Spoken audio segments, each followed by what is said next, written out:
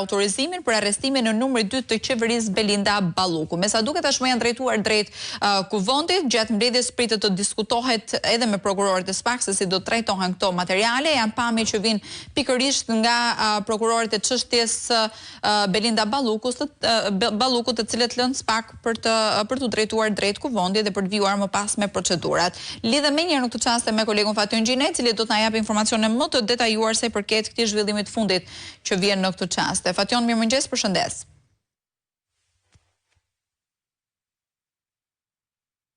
Që raportojmë pranë godinës prokurorisë së posaçme kundër korrupsionit dhe krimit të organizuar. Mëngjesin e sotëm jemi zhvendosur në anën tjetër të kësaj godine, ku është edhe dalja e prokurorëve të posaçëm.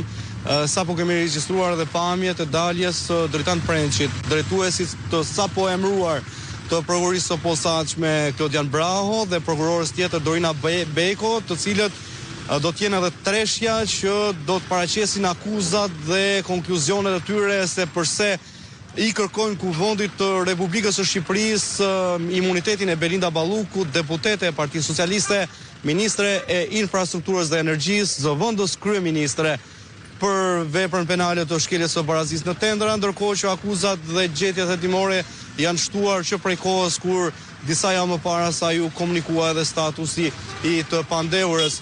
Ndërkohë që pritet mbledhja e Këshillit të Mandateve dhe legjislacionit pranë kuvendit të Shqipërisë me përfaqësues nga deputet të partive brenda grupeve parlamentare.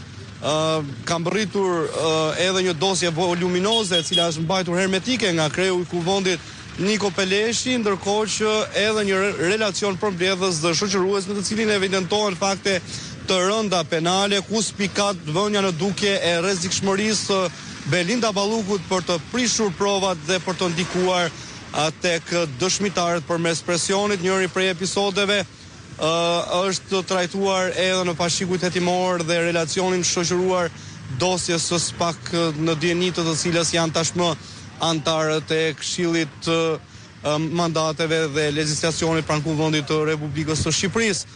Është një fakt penal që SPAK pretendon të jetë kryer nga Belinda Balluku pasi është marrë pandehur dhe është vënë në dieni të deklarimeve të njërës prej vartësve të saj. Syri Televizion e ka denoncuar një fakt të tillë se nga burgjet, por jo vetëm janë ushtruar presione ndaj dëshmitarëve, por edhe personave në dieni të fakteve penale që kanë dhënë deklarime në prokurorinë e posaçme kundër korrupsionit dhe krimit të organizuar. Në këto kushte pretendon SPAK veç fakteve të reja penale që janë shtuar gjatë kohës hetimeve